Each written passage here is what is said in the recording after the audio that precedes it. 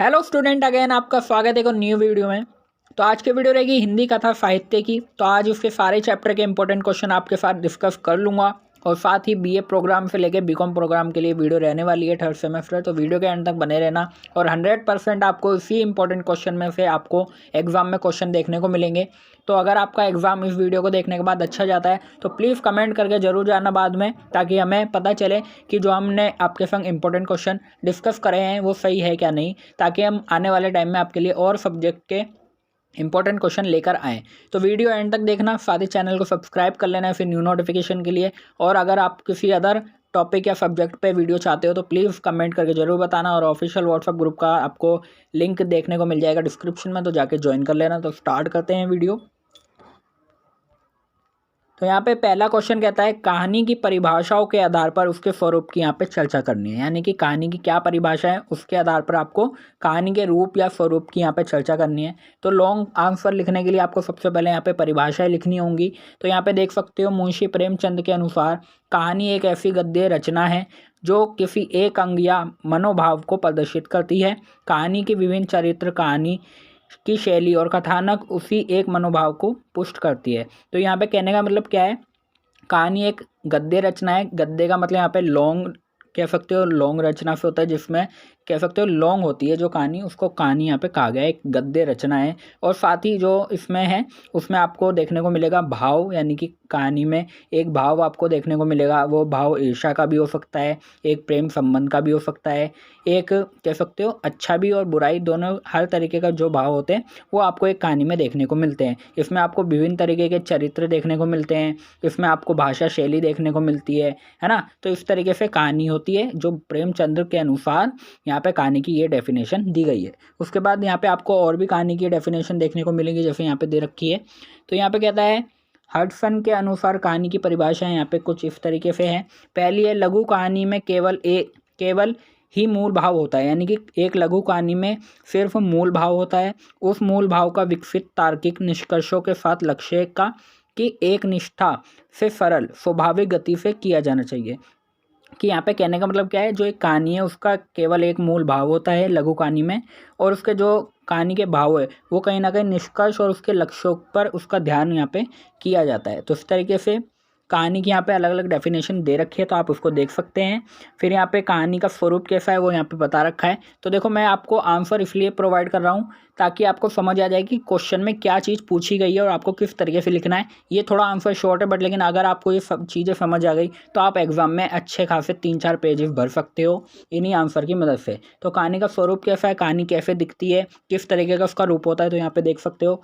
गद्य के भीतर कहानी, उपन्यास, नाटक, एकांकी, निबंध, यात्रा, व्रत, जीवनी, आत्मकथा, संस्मरण, समीक्षा आदि विधाएं होती हैं। यानी कि एक कहानी के अंदर आपको कहानी देखने को मिलेगी, उसमें आपको उपन्यास भी देखने को मिलेगा, नाटक भी देखने को मिलेगा, और उसमें निबंध, यात्रा, व्रत, जीवनी, तो सारी चीज़ें क्या है, एक कहानी की ही रूप है, एक स्वरूप है। क्योंकि देखो, कहानी जो होती है उसमें आपको पात्र भी देखने को मिलते हैं, आपको किसी की जो उसके जीवन में घटा है वो भी आपको देखने को मिलता है ना। निबंध होता है वो भी एक तरीके का कहानी है। तो ये सारी चीज़ें क्या हैं, एक आपने कहीं पे आप गए फिर आपने उसका सारा एक्सपीरियंस लिखा तो वो भी एक तरीके की कहानी बन जाती है।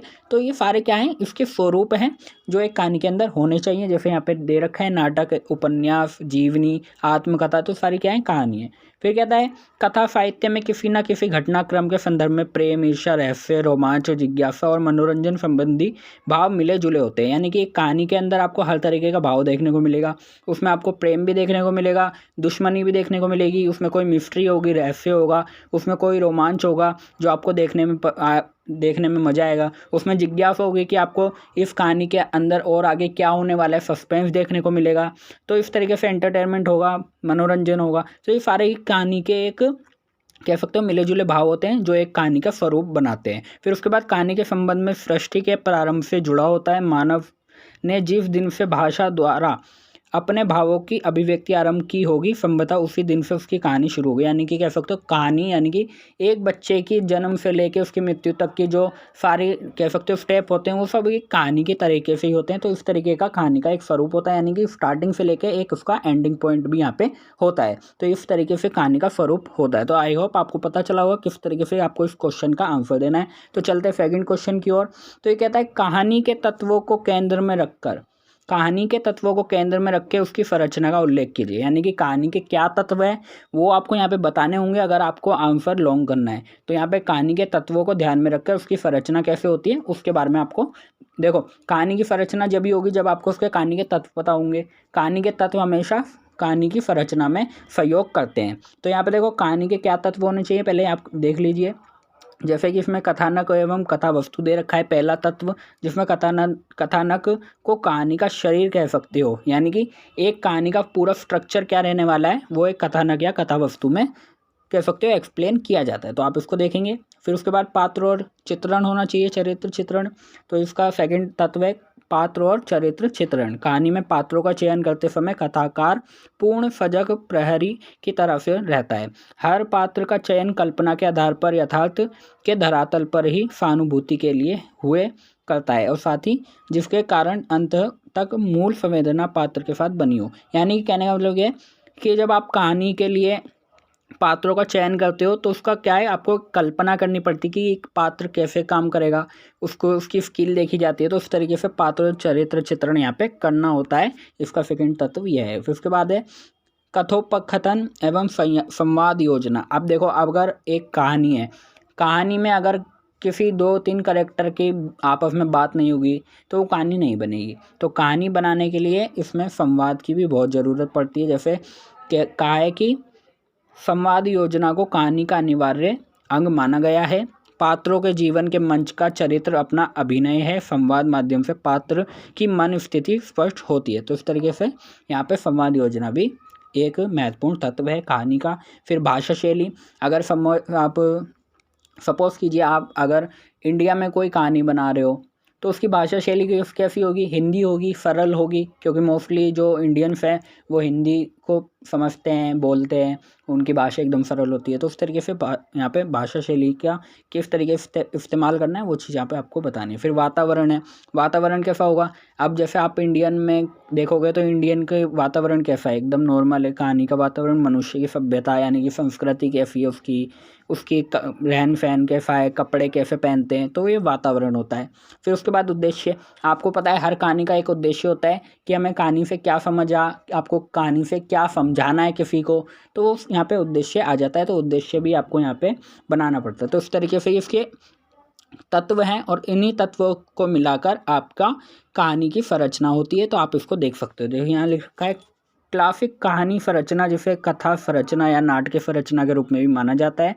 दृश्य कहानियों या उपन्यासों में कई शताब्दियों से उपयोग किए जाने वाला एक मानक प्रारूप रहा है और इस संरचना के 7 मुख्य भागों में प्रदर्शनी, बढ़ती कार्रवाई, चरमोत्कर्ष, गिरती कार्रवाई और संकल्प, समापन और थीम शामिल है। तो इस तरीके से ये सारे जितने भी तत्व है उनको ध्यान में रखकर एक कहानी की संरचना की जाती है। फिर उसके बाद नया क्वेश्चन आता है कि हिंदी कहानी आंदोलन के स्वरूप को क्रमवार में लिखिए। यानी कि देखो आपको थोड़ा सा अपने बुक से ही पढ़ना है, बट लेकिन ये क्वेश्चन इंपॉर्टेंट है इसलिए मैं यहाँ पे मेंशन कर रहा हूँ। हिंदी कहानी के क्या क्या आंदोलन रहे, हिंदी कहानियों में क्या क्या आंदोलन हुए, किसने किए, तो वो चीज़ें भी आपको लिखनी होगी। ये इंपॉर्टेंट क्वेश्चन है, आपके 15 मार्क्स के लिए क्वेश्चन पूछा जा सकता है। तो आप इसको थोड़ा बुक से रीड करके तैयार करेंगे। फिर उसके बाद क्वेश्चन आता है उपन्यास शब्द के अर्थ को स्पष्ट करते हुए उसके आरंभिक और वर्तमान स्वरूप की चर्चा करनी है। यानी कि सबसे पहले आपको बताना है उपन्यास क्या होता है, उसका शब्द का अर्थ क्या है, फिर उसके आरंभिक से लेके आज के टाइम पर उसका क्या स्ट्रक्चर है, वो किस तरीके का है, उसका क्या रूप है, तो ये चीज़ें आपको यहाँ पे बतानी है। तो आप देखोगे तो उपन्यास की यहाँ पे डेफिनेशन दे रखी है। उपन्यास शब्द का अर्थ होता है सामने रखना। यानी कि उपन्यास का मतलब है सामने रखना। अगर आप अपना जीवन परिचय दे रहे हो तो आप किसी अदर पर्सन के सामने वो सारी चीज़ें डिटेल में समझाओगे, उसको अपनी जो आपकी फीलिंग्स है उसे बताओगे, तो उसका मतलब होता है सामने रखना। तो उपन्यास में मानव जीवन का समस्त चित्रण किया जाता है। इसमें अनेक प्रासंगिक कथाओं और घटनाओं का वर्णन किया जाता है। तो यानी कि जो आपके संग बीता है, जो आपके संग घटना हुई है, तो वो सारी चीज़ें आप किसी के सामने रखोगे लिखकर, तो उसको उपन्यास यहाँ पे कहा जाएगा। फिर यहाँ पे उपन्यास की अलग परिभाषा दे रखी है, तो आप वो भी देख सकते हो कि उपन्यास को परिभाषित करते हुए डॉक्टर भगीरथ मिश्रा ने लिखा है कि युग की गतिशील पृष्ठभूमि पर सहज शैली में स्वाभाविक जीवन की एक पूर्ण झांकी प्रस्तुत करने वाला गद्य उपन्यास कहलाता है। यानी आपको पहले याद रखना, उपन्यास क्या होता है, गद्य होता है, गद्य टाइप का। फिर उसमें जो भी आपकी जीवन से रिलेटेड जितनी भी जानकारी है वो आप जब दूसरों के सामने रखोगे तो उसको क्या क्या क्या कहा जाएगा, उपन्यास। तो आई होप आपको पता चला होगा उपन्यास क्या होते हैं। अब उपन्यास का स्वरूप कैसे होता है यहाँ पे दे रखा है, तो आप इसको देखेंगे। तो उपन्यास का मुख्य स्रोत अति प्राचीन काल से ही चली आ रही कथा कहानियों का है, और जिसका जन्म मनुष्य की कौतूहल वृत्ति एवं मनोरंजन वृत्ति को शांत करने के लिए किया गया है। तो उपन्यास का जो कह सकते हो स्टार्टिंग है वो प्राचीन काल से ही होती आ रही है। फिर वो कहानियों, कथाओं, उन सबसे रिलेट करते हुए यहाँ पे उपन्यास चलता आ रहा है पुराने ज़माने से। और इसका जो कह सकते हो इसका जो जन्म है वो मनुष्य के मनोरंजन की प्रवृत्ति को संतुष्ट करने के लिए किया गया है। फिर सेकंड पॉइंट आता है, मानव वर्तमान में यद्यपि बौद्धिकता ने मनुष्य को कौतूहल वृत्ति को कम किया है, अतः आज वे ही कथा कहानियाँ समाज के प्रचलित है जिनके पीछे बौद्धिक धरातल है। यानी कि जो पहले कह सकते हो कि जो उपन्यास थे वो बौद्धिकता में कह सकते हो बौद्धिकता टाइप के थे, तो आज उन कहानियों को आज के टाइम पे बहुत ज़्यादा प्रचलित है, जो कि एक तरीके से पीछे भौतिक धरातल पर की गई थी। फिर पॉइंट आता है, उपन्यास मनुष्य का विकास के साथ साथ विकसित होने वाली कथा परंपरा का एक सुगठित रूप है। फिर मानव मन की अतल गहराई से लेकर उसकी समस्त सांस्कारिक दृश्यमान ऊंचाई, विस्तार एवं अन्य क्रियाकलाप उपन्यास के क्षेत्र में समाहित हैं। यानी कि जो मानव की एक कह सकते हो जो उसकी गहराई है, यानी जो उसकी फीलिंग्स है, उससे लेकर उसके सांस्कारिक यानी उसके संस्कार से लेकर ऊंचाई, विस्तार और अन्य क्रियाएं जो हैं वो सारी क्या है, एक उपन्यास है जो उपन्यास में लिखी जाती है। तो इस तरीके का उसका रूप होता है। फिर उसके बाद आता है वास्तविकता का प्रतिपादन नाटक और गीत भी करते हैं, परंतु उपन्यास अधिक विस्तृत, गहन व पैना होता है। उपन्यास जीवन का लघुत्तम और साधारणतम तथ्यों को भी पूर्ण स्वच्छता तथा स्पष्टता के साथ प्रस्तुत करता है। यानी कि क्या है, जो एक आपका उपन्यास है वो एक लघुत्तम में होता है, वो एकदम साधारण होता है, एकदम सिंपल होता है, एकदम स्वच्छ होता है, और उसमें आपके गहन एवं पैना यानी कि कह सकते हो उसमें एकदम डीपली आपकी जो फीलिंग्स होती हैं, जो आपका जिस चीज़ के ऊपर उपन्यास लिखा गया वो एकदम बहुत ज़्यादा गहन यानी एकदम विस्तृत होता है। तो इस तरीके का इसको प्रस्तुत किया जाता है, तो इसका तरीके से इसका स्वरूप होता है। फिर उपन्यास मानव की सर्वोत्तममुखी स्वतंत्रता का उद्घोषक विधा है। यानी कि उपन्यास मानव यानी जो मानव उपन्यास लिख रहा है वो एकदम उसके लिए स्वतंत्र है और उसके लिए एकदम सर्वोपरि यानी सबसे ऊपर है। फिर आज का जीवन गायन, नर्तन और सम्मोहन का नहीं है, अब अतीत को गौरव कथा गाथा की अपना महत्व खो चुकी है। यानी कि जो पुराने ज़माने में आपने देखा होगा राजा महाराजाओं के जो गौरव होते थे, जो उन्होंने महान काम किए होते थे, उसकी गाथाएं बहुत चलती थी, बट लेकिन आज के टाइम में वो मानता अब नहीं रही है, वो खो चुकी है। क्योंकि आज के टाइम में लोग क्या कर रहे हैं, डांस कर रहे हैं, सॉन्ग सुन रहे हैं, यानी पुराना अतीत जो है वो भूल चुके हैं। अपना मनोरंजन करने के लिए वो डांस, नृत्य, गाना ये सब काम करते हैं। फिर अतः उनसे अब लिपटा रहना और जीवन की प्रत्येक प्रेरणा उनमें देखना स्वयं को अंधकार में रखने के अतिरिक्त और कुछ नहीं है। यानी कि आज के टाइम में उपन्यास जो हैं उनका इतना महत्व ना देकर उनको अपनी अंधकार की ओर ले जाया जा रहा है, जबकि पुराने टाइम में उपन्यास को बहुत ज़्यादा कह सकते हो बहुत ज़्यादा इम्पोर्टेंस दी जाती थी। उससे राजा महाराजाओं के गौरव, शक्तिशाली महान काम दिखाए जाते थे जिससे उनको इंस्पिरेशन मिलती थी। तो वो चीज़ें अब नहीं रही, अब लोग अंधकार की ओर जा रहे हैं और अपना जो गाना है, डांस है, उसको देखकर अपना मनोरंजन कर रहे हैं। तो इस तरीके से ये इसके स्वरूप हैं, उसको बाकी आप देख लेना, स्क्रीन पे आ रहा है। उसके बाद चलते सेकंड क्वेश्चन की ओर। अब आता है उपन्यास के प्रमुख तत्वों के आधार पर विद्यागत संरचना का उल्लेख कीजिए। अब उपन्यास के प्रमुख तत्व जो हैं जिसके आपका उपन्यास बनता है, जिन तत्वों को याद में रखकर उपन्यास बनता है, संरचना होती है, उसको आपको यहाँ पे उल्लेख करना है। तो देखो उपन्यास के जो यहाँ पे तत्व हैं वो यहाँ पे लिख रखे हैं मैंने। जो कहानी के तत्व है सेम वही यहाँ पे उपन्यास में भी तत्व है। जैसे कथा वस्तु होती है, आपका पात्र एवं चरित्र चित्रण होता है, उसके बाद संवाद होता है, देश काल, वातावरण, भाषा शैली एवं उद्देश्य, तो ये इसके तत्व है। फिर उसके बाद उल्लेख किया गया है यहाँ पे संरचना कैसे होती है, वो चीज़ें यहाँ पे दे रखी है। जैसे 3 अधिनियम संरचना के द्वारा यहाँ पे इसका संरचना की जाती है। जैसे 3 अधिनियम कहानी संरचना उपन्यासकारों द्वारा अपनी कहानियों की संरचना में उपयोग की जाने वाली एक लोकप्रिय तकनीकी है। ठीक है, ये कहानी को 3 भागों में विभाजित करती है। जैसे पहला अधिनियम है, यहीं पर कहानी सेट है, यानी कि यहाँ पात्रों एवं संघर्षों का परिचय दिया जाता है। ये भाग आमतौर पर एक विनाशकारी स्थिति में समाप्त होता है, जिसके लिए प्राथमिक भूमिका को निर्णय लेने और कहानी के लिए खुद को प्रतिबद्ध करने की आवश्यकता होती है। फिर उसके बाद दूसरा अधिनियम है, ये कहानी का सबसे विस्तारित खंड है। यहाँ हम पात्रों को रोमांच और चुनौतियों से जूझते हुए देखते हैं। फिर तीसरा अधिनियम है, दूसरे लंबे अभिनय के बाद संघर्ष चरमोत्कर्ष पर पहुंच जाता है, यानी कि अपने चरम सीमा पर पहुंच जाता है। फिर जहाँ पात्रों को जीत के लिए अपना सब कुछ देना पड़ता है, यानी कि कह सकते हो यहाँ पे फाइट वगैरह होती है। तो इस तरीके तीनों अधिनियम होते हैं। फिर उसके बाद आपका दर्पण संरचना आती है सेकंड। दर्पण संरचना में क्या है, इस तकनीक के लिए आपको अपनी पुस्तक को कृत्यों में विभाजित करना होता है, यानी पार्ट में। आवश्यकता नहीं है, हालांकि यदि आप चाहें तो आप ऐसा कर सकते हो। इसमें पुस्तक के कुछ हिस्सों का अधूरा छोड़ना शामिल है, जिन मुद्दों को आप बाद में हल करते हो। यानी कि कह सकते हो, आपने देखा होगा मूवी बनती है, तो जैसे बाहुबली है, बाहुबली के बाद पार्ट 2 बना, तो बाहुबली 1 में क्या था, कटप्पा ने बाहुबली को क्यों मारा, फिर वो उन्होंने सेकंड पार्ट में बताया हमने इसलिए मारा। तो दर्पण संरचना उपन्यास में दर्पण संरचना का उपयोग करके यहाँ पे उसको उपन्यास की संरचना की जाती है, यानी उसको पार्ट में डिवाइड करके पहले पार्ट में जो क्वेश्चन रह जाते हैं उनको सेकंड पार्ट में एक्सप्लेन किए जाते हैं। तो इस तरीके का दर्पण संरचना की सहायता से आप उपन्यास की संरचना कर सकते हो। फिर आपका आता है परिवेश कहानी संरचना। हर कहानी का एक परिवेश होता है। परिवेश में आपकी कहानी की काल्पनिक दुनिया के निर्माण के दौरान शामिल सभी तत्व शामिल है। इसमें समाज, मौसम, परिवार, कई अन्य कारक शामिल होते हैं। तो फिर कहता है परिवेश की कहानी की संरचना एक पात्र को उसकी दृष्टिकोण के साथ अजीब स्थानों का पता लगाने और अनुमति देती है। फिर उस स्थान को रोमांचक विशेषताओं के भूमिका में बदलकर एक नया व्यक्ति लौट आता है। तो इस तरीके से फिर उसका फोर्थ है आपका आइडिया स्टोरी संरचना। आइडिया आपको पता है कि ये संरचना रहस्यों के लिए सबसे उपयुक्त है, खासकर जब कहानी किसी अपराध से शुरू होता है। तो इस तरीके स्टोरी आपको लिखनी होती है, जो एक सस्पेंस थ्रिलर होता है उसी के अकॉर्डिंग आपको आइडिया स्टोरी संरचना करनी होती है। फिर आपका घटना कहानी संरचना, घटना से ही पता चल रहा है आपको, तो इसमें ज़्यादा बताने की ज़रूरत नहीं है।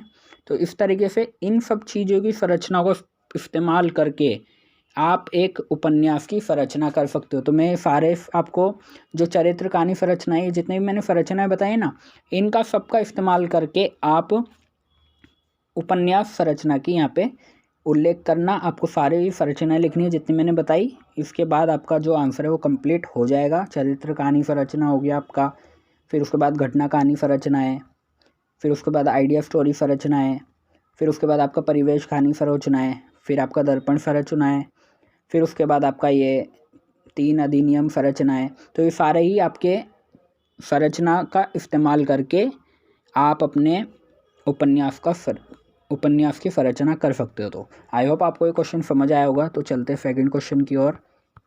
तो देखो नेक्स्ट क्वेश्चन क्या कहता है। अब नेक्स्ट क्वेश्चन की बात आती है तो कहता है उपन्यास के समरूप विधाओं से उसके अंतर को स्पष्ट कीजिए। तो देखो ये मैंने क्वेश्चन लिखा है, बट लेकिन इसका आंसर मैं आपको कहूँगा आप अपनी बुक से ढूंढना। अगर जब आप अपनी बुक को थोड़ा सा उपन्यास से रिलेटेड पढ़ोगे तो आपको समझ आ जाएगा। वैसे क्वेश्चन मैंने मेंशन करा है क्योंकि उपन्यास से रिलेटेड बहुत सारे क्वेश्चन हो चुके हैं, तो मैंने ये ऑप्शनल में रखा है। हो सकता है आपको अगर एक क्वेश्चन आ जाए तो ये आपके ऑप्शनल में आ जाए।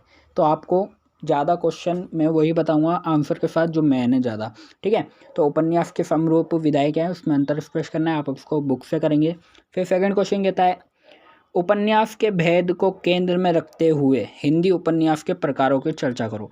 आप उपन्यास के भेद क्या हैं, ये देखो यहाँ पे ऊपर गए ना समरूप विधाएं, उसी तरीके से यहाँ पे उपन्यास के भेद को केंद्र में रखते हुए आपको हिंदी उपन्यास के प्रकार बताने। अब यहाँ पे उपन्यास शब्द क्या है आपको पता है। उपन्यास अगर आपको आंसर लॉन्ग करना है तो आप सबसे पहले उपन्यास का अर्थ बताएंगे, जैसे मैंने ऊपर बता चुका हूँ पहले भी। फिर उसके बाद यहाँ पे उपन्यास के प्रकार आपको देखने को मिलेंगे, जिसमें पहला है पिकोरस्क उपन्यास। ये एक पिकारो या दृष्ट के कारनामों या दुस्साहस की कहानी है जो एक देश से दूसरे देश के, एक स्थान से दूसरे स्थान या शहर से देश एक सराय से दूसरे सराय या इस तरह भटकता रहता है। उपन्यासकार को विभिन्न प्रकार के पात्रों को और घटनाओं को पेश करने और समाज को समग्र रूप यथावादी ढंग से चित्रित करने का अवसर देता है। यानी कि कह सकते हो कि ये जो इसमें उपन्यासकार में जो आपका पात्र होगा वो कभी इस देश, कभी दूसरे देश, दूसरे क्षेत्र में, दूसरे शहर में जाएगा, वहाँ पे उसकी घटनाएं जो उसके साथ साथ होंगी वो सारी चीज़ें इस उपन्यास में बताई जाती है।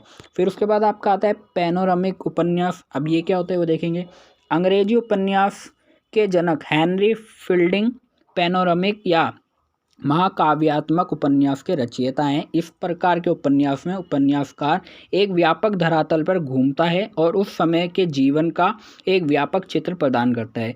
वह समसामयिक जीवन, समाज, पहनावे, आदतों और तौर तरीकों का चित्र प्रस्तुत करता है। यानी कि कह सकते हो कि यहाँ पे जो पैनोरामिक उपन्यास है उस उपन्यास में एक व्यक्ति या एक पात्र पूरी धरातल यानी पूरी जितने भी जहाँ जहाँ वो जाएगा वो वहाँ के रहन सहन को बताएगा, उसके चित्रण को बताएगा, वहाँ पे लोगों का क्या पहनावा है, वहाँ पे लोगों का क्या किस तरीके की आदतें हैं, उनका जीवन चरित्र कैसा है, वो जीवन कैसे बिताते हैं, वो सारी चीज़ें यहाँ पे इस उपन्यास में प्रस्तुत की जाती हैं। आई होप आपको इसमें आपको यहाँ पे जो दो ऊपर के फर्स्ट एंड सेकंड है आप इन दोनों में कंफ्यूज मत होना। पहले वाले पिकारो या जो आपका पिकारे रफ्क उपन्यास है उसमें क्या है कि इसमें जो पात्र होता है वो जगह जगह एक दूसरे देश में जाता है और जो उनकी घटनाएं होती हैं उनको सॉल्व करता है। बट लेकिन सॉल्व करता है और अपनी जो उनके संग जो उसके संग घटनाएं घटित हुई होती हैं बुरी अच्छी वो चीज़ें बताता है। बट लेकिन जो यहाँ पे पैनोरामिक उपन्यास है उसमें क्या है एक व्यक्ति पूरे देश विदेश हर जगह घूमता है और वहाँ की संस्कृति, वहाँ के पहनावे को जो उसने समझा और जाना होता है वो चीज़ें यहाँ पे प्रस्तुत करता है। ठीक है, तो दोनों में डिफरेंस है, कंफ्यूज होने की ज़रूरत नहीं है। फिर आपका आता है ऐतिहासिक उपन्यास। अब ऐतिहासिक क्या है, ये शब्दों में विरोधाभास प्रतीत होता है। उपन्यास शब्द का तात्पर्य काल्पनिक कृति से है और तथ्य इतिहास का अंतर्निहित आधार है। ऐतिहासिक उपन्यासकार इतिहास से कुछ घटनाओं को और पात्रों को लेता है और उनके चारों ओर एक काल्पनिक जादू बनाता है। यानी कि कह सकते हो कि ऐतिहासिक उपन्यास में क्या आता है कि आप इतिहास से कोई कह सकते हो, जैसे आपने देखा होगा आपके ही बुक का एक मैं बताता हूँ, एक भारत पाकिस्तान का पार्टीशन के ऊपर एक स्टोरी है। तो वो देखो भारत और पाकिस्तान की जो पार्टीशन हुआ वो रियल है, वो हिस्ट्री में एकदम रियल है, उसमें आपको झूठ नहीं है। बट लेकिन जो उसमें जो पात्र इस्तेमाल किए गए हैं, जो अलग अलग लोग करेक्टर लिए गए हैं वो आपके काल्पनिक है। तो यानी कि इतिहास से उठा के कोई सच्ची घटना को उन उसमें अलग अलग करेक्टर को इंक्लूड कर देने से और उनके कहानी बना देने से उसको उपन्यास बना दिया, ऐतिहासिक उपन्यास हो जाएगा वो। ठीक है, यानी कि इतिहास की कोई घटना उठा ली जो कि सच्ची है बट लेकिन उसमें अपने करेक्टर इस्तेमाल करके उनके बीच में कंट्रोवर्सी करके उनके बीच में संवाद करके जो उपन्यास बनता है उसको ऐतिहासिक उपन्यास कहते हैं। समझ आ गया। फिर चलते सेकंड पे। अब आता है सामाजिक सुधार उपन्यास। आपको समाज से ही सुधार से ही पता चल रहा है कि समाज सुधार उपन्यास का जो कि कह सकते हो जो आपके समाज में जो गलतियां हैं, जो बुराइयां हैं उनको ठीक करना, उन समाज में सुधार लाना, उन चीज़ों को यहाँ पे सामाजिक सुधार उपन्यास कहा जाता है। ठीक है, फिर आपका आता है क्षेत्रीय उपन्यास। क्षेत्रीय उपन्यास वे उपन्यास है जो कि विशेष क्षेत्र या स्थानीयता की भौतिक विशेषता, जीवन, रीति रिवाज, शिष्टाचार, इतिहास आदि को दर्शाता है। फिर मनोवैज्ञानिक उपन्यास। इसमें क्या है, मनोवैज्ञानिक उपन्यासकार उन उद्देश्यों, आवेगों या मानसिक प्रक्रियाओं का विश्लेषण करता है, उसके पात्रों के विशेष तरीके से कार्य करने के लिए प्रेरित करता है। वह अपने पात्रों के आंतरिक संघर्षों को चित्रित करता है। यानी कि जो मन के अंदर एक कह सकते हो ना कि जो मन के अंदर आपके फाइट चल रही है कि मैं क्या करूं, मेरे को कैसे करना चाहिए, तो आपके एक माइंड पर भी प्रेशर पड़ता है। तो उससे जो कह सकते हो उससे लड़ना ही यहाँ पे मनोवैज्ञानिक उपन्यास कहलाता है। ठीक है, फिर उसके बाद है चेतना की धारा उपन्यास। चेतना उपन्यास की धारा उद्देश्य एवं और मानसिक प्रक्रियाओं के विश्लेषण को एक कदम आगे ले जाती है। यानी कि चेतना उपन्यास क्या है, आपके जो उद्देश्य हैं और आपकी जो मानसिक प्रक्रिया का विश्लेषण को एक कदम आगे ले जाती है। ये उपन्यासकार की ओर से किसी भी संगठन या आदेश के बिना एक चरित्र को चेतना से गुजरने वाली भावना और संवेदनाओं के प्रवाह को दर्शाता है। उपन्यासकार हमें अपने पात्रों के दिमाग में बिठाता है और दिखाता है कि उसकी आत्मा और अवचेतन या अचेतन स्तर पर क्या हो रहा है, और कार्रवाई विचार प्रक्रिया के अनुरूप आगे भी पीछे चलती रहती है और पात्रों की बुरी आत्मा उजागर होती है। तो यानी आत्मा से रिलेटेड यहाँ पे जो आपकी अंतर आत्मा है वो क्या कह रही है, वो आपको क्या करना है, आपको कैसे चलना है, आपका क्या चरित्र है, तो वो सारी चीज़ें यहाँ पे आती है। और जो आपका मानसिकता है वो भी यहाँ पे देखने को मिलती है। तो चेतना की धारा उपन्यास में ये कहा गया है। तो आई होप आपको पता चलेंगे 7 उपन्यास के प्रकार, ये आपके प्रकार हैं। तो ये देखो एक बार फिर से देख लेते हैं इसी क्वेश्चन के आंसर। तो देखो उपन्यास के प्रकार क्या है, आपका पिकारेस्क उपन्यास हो गया, आपका पैनोरामिक उपन्यास हो गया, ऐतिहासिक उपन्यास हो गया, सामाजिक सुधार उपन्यास हो गया, आपका क्षेत्रीय उपन्यास हो गया, मनोवैज्ञानिक उपन्यास हो गया, आपका चेतना की धारा उपन्यास हो गया। अगर आपको 7 प्रकार समझ आ गए होंगे तो आगे चलते हैं, अगर नहीं समझ आया तो कमेंट करके जरूर बताना। फिर क्वेश्चन आता है हिंदी उपन्यास के उद्भव और विकास पर चर्चा कीजिए। अब हिंदी उपन्यास का उद्भव यानी उद्भव होता है जन्म, और विकास का यानी वो कैसे उसका डेवलपमेंट हुआ, वो कैसे आगे बढ़ा, वो चीज़ें यहाँ पे बतानी है। तो इम्पॉर्टेंट क्वेश्चन है, मैं आपको कहूँगा इस क्वेश्चन को जरूर करना, और ये हिंदी प्रकार जो ऊपर अभी पढ़ाया उसको भी करना।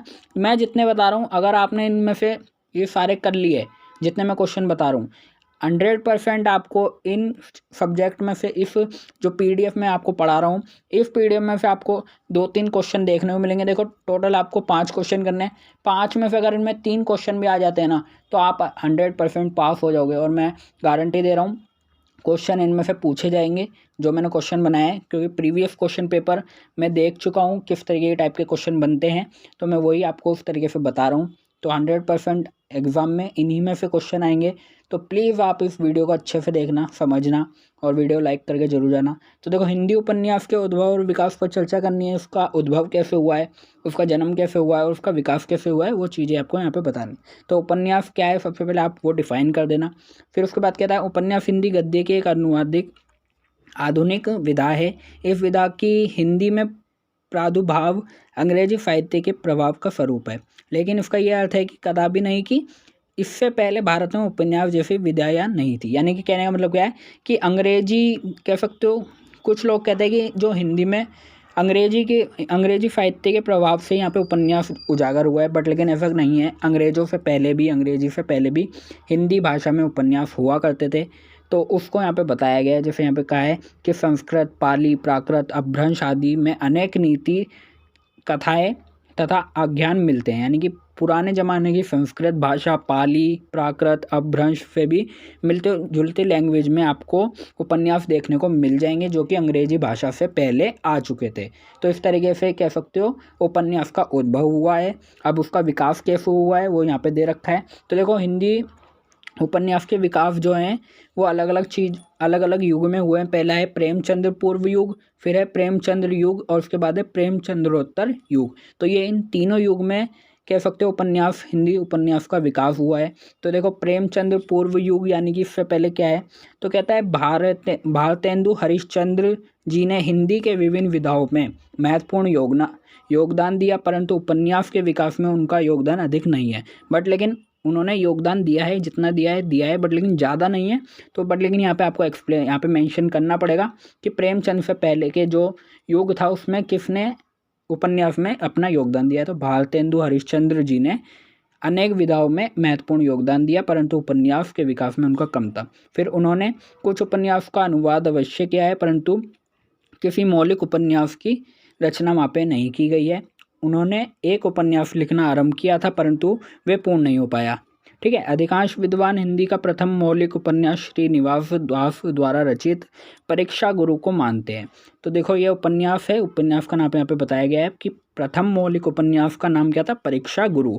ठीक है, फिर ये एक ये कह सकते हो उपदेशात्मक उपन्यास था। इस उपन्यास के थ्रू वो एक उपदेश देना चाहते थे, जो कि उन्होंने परीक्षा गुरु उपन्यास में दिया। प्रेमचंद्र पूर्व के उपन्यास मुख्यतः सामाजिक, ऐतिहासिक, पौराणिक उपन्यास होते थे। तो इस तरीके के यहाँ पे उपन्यास होते थे प्रेमचंद्र से पहले। ठीक है, फिर यहाँ पे उन्होंने दे रखा है कि देवकी नंदन खत्री, गोपाल राम गहमरी और आपके किशोरी लाल गोस्वामी का नाम उल्लेखनीय है। यानी कि ये इतने जो तो 2-3 नाम मैंने बताए ये सब उपन्यासकार थे प्रेमचंद्र से पहले। तो इनके थ्रू आप कह सकते हो उपन्यास का यहाँ पे विकास हुआ। ठीक है, तो सारी चीज़ें रखी हैं। फिर उसके बाद आता है आपका प्रेमचंद्र युग। कि अब प्रेमचंद्र के युग में क्या हुआ, प्रेमचंद्र युग कब से स्टार्ट होता है, 1880 से लेके 1936 तक। तो आप कह सकते हो प्रेमचंद्र उपन्यास सम्राट कहलाते हैं, यानी कि कह सकते हो उनको उपन्यास का सम्राट कहा जाता है, राजा कहा जाता है, किन्हें, प्रेमचंद्र को। उन्हीं के उपन्यास क्षेत्र में पदार्पण से एक नए युग की आरंभ हुआ, यानी कि कह सकते हो कि जो प्रेमचंद है वही उपन्यास के एक सम्राट माने जाते हैं, और उन्हीं से ही एक उपन्यास क्षेत्र का आरंभ हुआ है। फिर वस्तुत में वे हिंदी के प्रथम मौलिक उपन्यासकार थे, और उन्होंने उपन्यास में विधा को कई नई पहचान दी, यानी कि कह सकते हो कि उपन्यास को एक नई पहचान उन्हीं के द्वारा मिली है। और उनके उपन्यास में निम्न वर्ग, मध्यम वर्ग, भारतीय किसान, समस्त शोषित वर्ग भी विभिन्न समस्याओं का चित्रण उसमें किया गया है। यानी कह सकते हो कि जो भारत के मिडिल क्लास फैमिली हैं, जो इंडिया के कह सकते हो जो किसान हैं, जो कह सकते हो जो वर्ग को ज़्यादा शोषण किया जाता है, जो ज़्यादा शोषित वर्ग है, उनकी समस्याओं को यहाँ पे उन्होंने अपने उपन्यासों में कह सकते हो उनका एक्सप्लेनेशन दिए, उनका चित्रण किया है। फिर उन्होंने 1918 में प्रेमचंद का उपन्यास आया जिसका नाम था सेवा सदन, प्रकाशित हुआ। इसके बाद से ही कह सकते हो कि उपन्यास की स्वस्थ परंपरा चल निकली, यानी कि उस सेवा सदन के बाद ही एक स्वस्थ परंपरा चल निकली उपन्यासों की। फिर कहते हैं कि उपन्यास युग में सामाजिक, ऐतिहासिक तथा मनोवैज्ञानिक 3 प्रकार के उपन्यास लिखे गए। तो ये प्रेमचंद्र के द्वारा ही उपन्यास लिखे गए हैं, जो यहाँ पे दे रखे हैं, तो आप उनको देख सकते हैं। जैसे सेवा सदन है, निर्मला है, प्रेम आश्रम है, रंगभूमि है, कर्मभूमि है, गबन है। गबन आपके बुक में भी एक कह सकते हो चैप्टर है जिसमें पूरी स्टोरी दे रखी है, तो गबन आप पढ़ना अच्छे से। फिर है कायाकल्प है, गोदान है। तो इस तरीके के इनके कह सकते हो उपन्यास है, जो कि एक सामाजिक, आपका कह सकते हो सामाजिक है, मनोवैज्ञानिक है, ऐतिहासिक है। तो इस तरीके के उपन्यास इन्होंने अपने जीवन में, अपने जितना भी इनका करियर रहा उसमें इन्होंने लिखे हैं, और यही प्रेमचंद हैं जो कह सकते हो उपन्यास के एक सम्राट माने जाते हैं। तो आप इनके जितने भी उपन्यासकार है वो दे रखे हैं, तो आप इनको देखना। फिर प्रेमचंद्रोत्तर युग में उपन्यास के क्षेत्र में अनेक नवीन प्रवृत्तियाँ दिखाई देती हैं। कला की दृष्टि से ये युग निश्चित ही प्रेमचंद युग के श्रेष्ठ है, लेकिन भावों की दृष्टि से प्रेमचंद साहित्य से उच्च नहीं है। यानी कि जो भाव है उनके, उसकी दृष्टि देखी जाए तो प्रेमचंद के जो साहित्य हैं उससे ऊपर कुछ नहीं है, उपन्यास से नीचे ही माने जाते हैं। तो सामाजिक उपन्यास इन्होंने लिखे, तो सामाजिक उपन्यास में कौन कौन से उपन्यास लिखे गए हैं वो आप यहाँ पे देख सकते हो। फिर उसके बाद साम्यवादी उपन्यास भी प्रेमचंद जी ने लिखे, तो वो उपन्यास आप यहाँ पे देख सकते हो जितने दे रखे, जैसे दादा कामरेड है, पार्टी कामरेड है। तो इस तरीके के इन्होंने लिखे हैं। राजेंद्र यादव का उपन्यास सारा आकाश भी साम्यवादी उपन्यास है। तो इस तरीके के उपन्यास भी यहाँ पे ऐतिहासिक उपन्यास है, मनोवैज्ञानिक उपन्यास है, तो आप इनको देखना।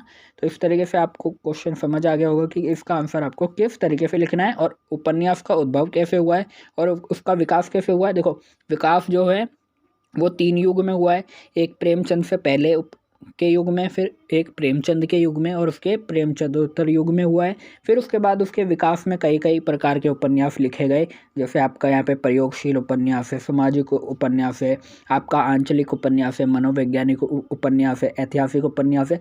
तो ये सारे उपन्यास ही कह सकते हो एक तरीके का विकास है, जो कि नए नए दृष्टिकोण से उपन्यास लिखे गए। तो ये एक तरीके का उपन्यास का विकास है। तो आई होप आपको पता चला होगा किस तरीके से आपको एग्जाम में अपने क्वेश्चन लिखने हैं, उसका आंसर आपको देना है। फिर क्वेश्चन आपका आता है, मधुलिका की चारित्रिक विशेषताएं बताइए।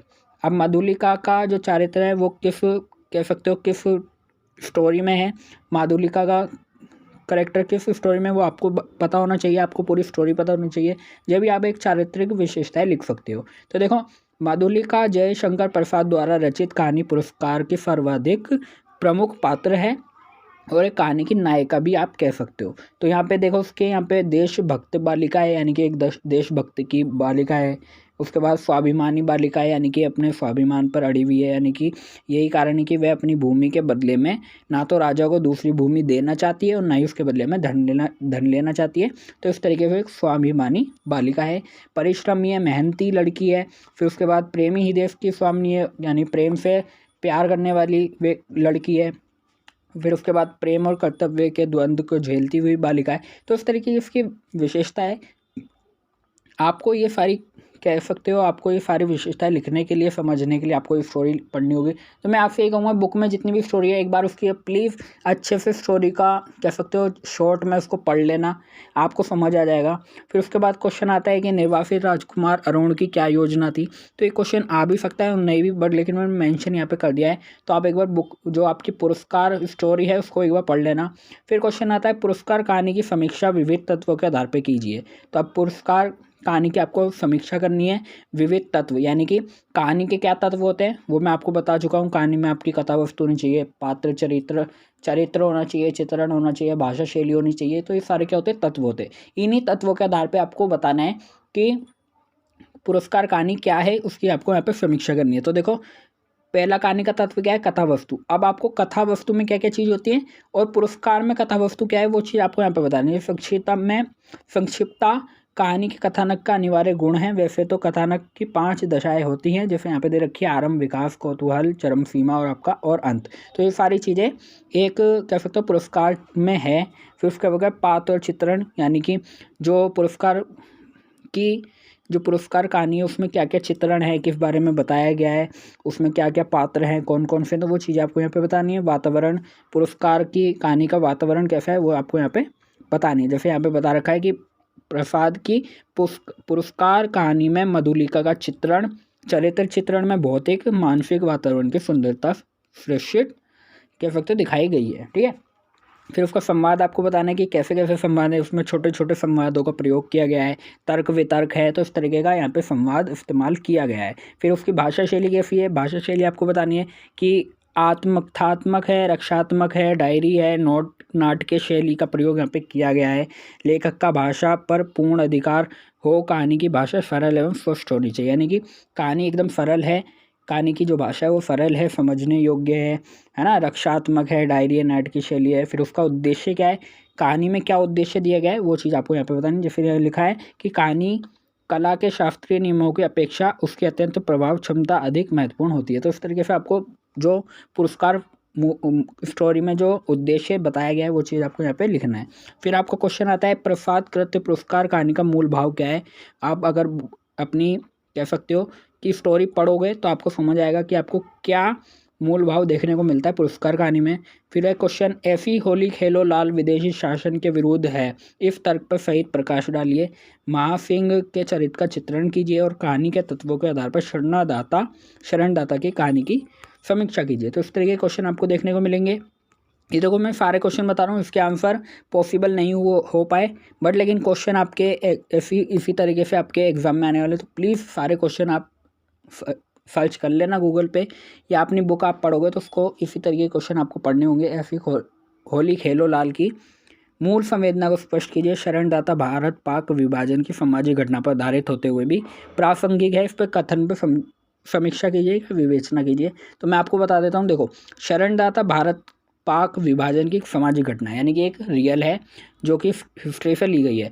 अब ये जो शरणदाता भाग की घटना है एक उपन्यास है ना, तो उपन्यास में आपने देखा होगा, उपन्यास के प्रकार में मैंने बताया था ऐतिहासिक उपन्यास। तो ऐतिहासिक उपन्यास क्या होते हैं, ऐतिहासिक उपन्यास वे उपन्यास हैं जो किसी ऐतिहासिक या इतिहास की किसी घटना को उठाकर अपने पात्र एवं अपने संवाद को इंक्लूड करके प्रस्तुत करने को ही यहाँ पे ऐतिहासिक उपन्यास कहा जाता है। तो आपको यही यहाँ पे एक्सप्लेन करना है कि वो प्रासंगिक है, यानी प्रासंगिक यानी अपने कह सकते हो कि उसमें कुछ मिलावट है क्या, उन्होंने अपने कुछ चीज़ें लेकर बनाई गई है जो कि एक काल्पनिक है ना। तो देखो क्या है, ऐतिहासिक उपन्यास है इसलिए वो एक प्रासंगिक उपन्यास माना जाएगा। बट लेकिन जो ऐतिहासिक उपन्यास होते हैं उसमें एक इतिहास से कोई घटनाक्रम उठाया जाता है और उसके बाद उसको अपने तरीके से अपने नए पात्रों से लेकर उसको बनाया जाता है। तो इसलिए कह सकते हैं कि शरणदाता भारत पाक का विभाजन सामाजिक घटनाएं पर आधारित होते हुए भी एक प्रासंगिक है। तो इस तरीके से आप एक्सप्लेन कर सकते हो ऐतिहासिक उपन्यास की सहायता से। फिर आता है क्वेश्चन, मूल्यहीनता उपयोगितावादी दृष्टिकोण की देन है, वापसी कहानी के आधार पर स्पष्ट कीजिए। वापसी कहानी की समाज की बदलती नैतिकता को रेखांकित करती है, विवेचना कीजिए और गबन के कथानक की समीक्षा करें। तो ये इंपॉर्टेंट क्वेश्चन है, आई होप आपको पता चलेंगे। अब लास्ट यूनिट क्या है, आपकी जो लास्ट यूनिट है उसके भी इंपॉर्टेंट क्वेश्चन बता देता हूँ कि एग्जाम में किस तरीके के क्वेश्चन आएंगे। तो लास्ट यूनिट पर चलते हैं एक बार। तो देखो ये आपके सब्जेक्ट के, आपके टॉपिक के, आपका जो सब्जेक्ट है हिंदी साहित्य, हिंदी कथा और साहित्य, तो इसकी जो लास्ट यूनिट है उसमें आपको ऐसे टॉपिक देखने को मिलेंगे जो कि आपके एग्ज़ाम में 100% पूछे जाएंगे। इस बात की फुल गारंटी मैं देता हूँ। तो आपसे नॉर्मली एक क्वेश्चन में इस तरीके से पूछ लिया जाएगा, ठीक है, कि मुंशी दीनदयाल उन आदमियों में से थे जो सीधे के साथ सीधे होते थे पर टेढ़ों के साथ टेढ़े। तो इस तरीके का पूरा पूछ लिया जाएगा। फिर आपको कहेगा इसको एक्सप्लेन करो, क्या इसकी समीक्षा करो, इस पर, इस कथन पर विवेचना करो। तो आपको इसी पूरे लाइन को, यानी कि पूरे वाक्य जो है इसको आपको एक्सप्लेन करना है, वो क्या कहना चाहता है, इसने, ये किसने लिखा है, किस कहानी के ऊपर लिया गया है, और इसकी क्या उद्देश्य है, इसका क्या प्रसंग है। तो इस तरीके से आपके एग्जाम में पूछ लिया जाएगा 15 नंबर में। तो देखो किस तरीके से ये पूरी लाइन दे दी ना। अब इसका देखो क्या करना है, आपको प्रसंग लिखना है कि प्रस्तुत गद्यांश युग और समाज की सच्चाई को व्यक्त करने वाले महान उपन्यासकार प्रेमचंद्र द्वारा लिखित गबन नामक उपन्यास में से लिया गया है। तो आपको नॉर्मली ये जो लाइन है ना इसके बारे में बताना है कि ये किसने लिखी है, इसका उद्देश्य क्या है, और साथ ही ये किस उपन्यास में से ली गई है। फिर उसके बाद इतना लिखने के बाद आपको ब्लैक पेन से हेडिंग डालनी है व्याख्या, और इस व्याख्या में आपको पूरी ये जो 5-6 लाइनों से जो स्टोरी, जो लॉन्ग स्टोरी बनती है उसको आपको यहाँ पे व्याख्या करनी है कि इसका मतलब क्या है, ये क्या बताना चाहते थे। तो ये सारी चीज़ें आपको लिख देनी है। स्टोरी जो पूरी लिखी होगी ना तो वो आपको लिख देनी है। जैसे व्याख्या में इतना लिख रखा है ना तो आप भी इतना ही लिखना, इसको समझ लेना। मैं आपको बता रहा हूँ ये इंपॉर्टेंट है, 100% आपके एग्जाम में आएगा। तो आपको बिल्कुल सेम ऐसे ही लिखना है। तो आपको ये पॉइंट पूछ लिया जाएगा बुक में कि ये पूरी लाइन दे दी जाएगी और कहा जाएगा कि इसकी प्रसंग व्याख्या करो, इसकी व्याख्या करने को आ जाएगा। तो आप पहले प्रसंग लिखेंगे, फिर उसके बाद इसकी व्याख्या लिखेंगे, क्या कहना चाहता है इसको समझाएंगे, फिर उसके बाद विशेष बताएंगे इसमें क्या विशेषता है। फिर उसके बाद आपका ये यहाँ पे आंसर कंप्लीट हो जाएगा। फिर सेकंड है नाटक उस वक्त पास होता है। तो ये देखो हर बार क्वेश्चन पूछा जाता है एग्जाम में कि ये पूरी लाइन दे दी जाती है, इसकी प्रसंग व्याख्या आपको करनी पड़ती है। तो 15 मार्क्स आपके यहीं पे आ जाएंगे। 100% मैं दे रहा हूँ कि जितने भी यहाँ पे व्याख्या करने के लिए दे रखे हैं ना, इन सबको आप समझ के जाना, किसने लिखी है ये देख के जाना, और किस उपन्यास में से लिया गया है। ये सारी चीज़ें आप देख लोगे ना, कसम से आपके 15 नंबर यहाँ पे पक्के हो जाएंगे। और जो मैं क्वेश्चन अभी तक बताया है उन सबको तैयार कर लोगे तो आपको पास होने से कोई नहीं रोक सकता। आराम से आपके अगर 90 मार्क्स का क्वेश्चन आता है तो आराम से आपके 60-70 नंबर आराम से आ जाएंगे। और साथ ही अगर 75 का आता है तो आपके यहाँ पे आराम से 50 से ऊपर कोई नंबर आने के फुल चांसेस है, ठीक है। तो आपको ये इस तरीके से दे दिया जाएगा, इसकी व्याख्या करने को आ जाएगा कि प्रसंग और व्याख्या करें। तो देखो आपको टेंशन लेने की ज़रूरत नहीं है। क्या तो आप इस वाले को तैयार कर लेना जो मैंने पहला बताया है। अगर आप ये वाला तैयार कर लेते हो तो एक इनमें ये वाला कर लो, वरना ये वाला कर लो। इसमें से ऑप्शनल आएगा कि इन दोनों में से आपको एक करना होगा, ऑप्शनल में आपको देखने को मिल जाएगा, ठीक है। तो ये इंपॉर्टेंट है आपके लिए, ये वाला भी इंपॉर्टेंट है, और साथ ही आपका ये वाला, ये चारों पांचों जितनी भी व्याख्या करने वाले हैं इन सबको आप कर लेना। इनमें से कोई से भी 2-3 क्वेश्चन आपसे पूछ ले जाएंगे एग्जाम में, तो प्लीज़ आप कर लेना। देखो मैं आपको रिक्वेस्ट करूँगा, बहुत ज़्यादा इंपॉर्टेंट है, 100% आपके एग्जाम में आएगा। इसमें समझाने वाली बात नहीं है, बस देखो आंसर भी इसके छोटे छोटे हैं तो ज़्यादा समझाने वाली इसमें बात नहीं है, बस इंपॉर्टेंट मैं बता रहा हूँ, यही सारी चीज़ें आएंगी एग्जाम में। तो आपको वीडियो अच्छी लगेगा और वीडियो को लाइक करना, साथ ही चैनल को सब्सक्राइब करना सी न्यू नोटिफिकेशन के लिए।